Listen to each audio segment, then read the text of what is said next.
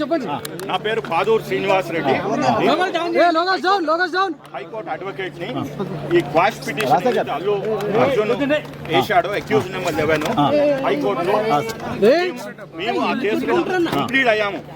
మా పిటిషనర్ సతీష్ కమ్మాల్ కూడా మీలాగనే జర్నలిస్టు, ఒక సోషల్ కాజ్ కోసము కంప్లీట్ అయ్యాము. అయితే ఆ రోజు ఏదైతే వాళ్ళకి మాకు లింక్ వచ్చింది, మేము జాయిన్ కాలేకపోయాము. సో మేము మా దగ్గర చాలా మెటీరియల్ ఉన్నది ఇతను అక్యూజ్డ్ గా ప్రూవ్ చేయడానికి. ఇప్పుడు సమాజంలో అతను మొన్న ప్రెస్ మీట్ పెట్టాడు రాగానే, జైలు నుంచి రాగానే, అది తప్పు. రెండోది మళ్ళీ ముఖ్యమంత్రి గారు అసెంబ్లీలో స్టేట్మెంట్ చేయగానే మళ్ళీ కౌంటర్ ప్రెస్ మీట్ అంటారు దీన్ని, అది తప్పు చేశాడు. నేను ఇప్పుడు వచ్చి ఏమంటున్నాను, ఇక్కడ పోలీస్ స్టేషన్కి వచ్చి SHOకి ఫిర్యాదు చేయవలసింది, కంప్లైంట్ చేయవలసింది ఏంటంటే అతన్ని ఇమ్మీడియట్ గా అతని బెయిల్, ఇంటరిమ్ బెయిల్ సస్పెన్షన్, ఎందుకంటే అతను బెయిల్ 21 జనవరి దానికి ఉన్నాడు.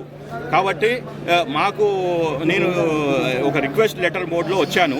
ఆయన ఈ ఇన్వెస్టిగేషన్ చేసి ఇవాళ రాత్రి సీన్ ఆఫ్ అఫెన్స్ రీక్రియేషన్ చేసి bail cancellation because he has violated bail conditions అని చెప్పి ఇన్వెస్టిగేటివ్ ఆఫీసరు ఇమ్మీడియట్గా ఇవాళ చేసే మొత్తం కూడా ఈ should prepare case dairy to prove that. Sir ఏంటి సార్ వయలేషన్ ఏంటి sir? Violation of bail conditions sir. తను చేసిన వయలేషన్ ఏంటి సార్? ప్రెస్ ని అడ్రస్ చేయటము, చెంచల్ కూడా జైలు నుంచి రాగానే ప్రెస్ ని అడ్రస్ చేయటం, తర్వాత వాళ్ళ కుటుంబ సభ్యులు పోయి విట్నెస్ ఫ్యామిలీని ఇన్ఫ్లుయెన్స్ చేయటము.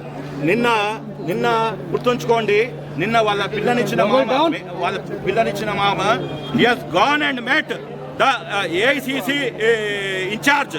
అంటే ప్రభుత్వాన్ని కూడా ఇన్ఫ్లుయెన్స్ చేస్తున్నారు. ఇక మనకు న్యాయం ఎక్కడి దొరుకుతుంది. కాబట్టి ఇతన్ని ఇమ్మీడియట్గా అరెస్ట్ చేయాలి, నాలుగోడల మధ్య ఉంచాలి. Because he has violated golden rules. Supreme court guide lines ఉన్నాయి.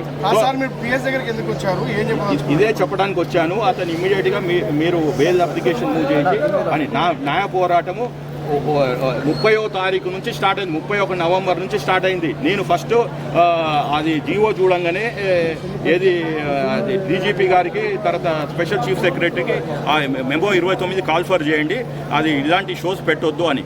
సరే, అది వేరే కేసు, అది నడుస్తుంది. మొన్న 17వ తారీఖు వాళ్ళు కౌంటర్ వేశారు, తర్వాత 30వ తారీఖు హియరింగ్ ఉంది, అది వేరే కేసు. కానీ ఇక్కడ ఈ అరెస్ట్ చేయలేదు. అరెస్ట్ చేయకుంటే నేనే మళ్ళీ 5వ తారీఖు ప్రెస్ మీట్ పెట్టాను.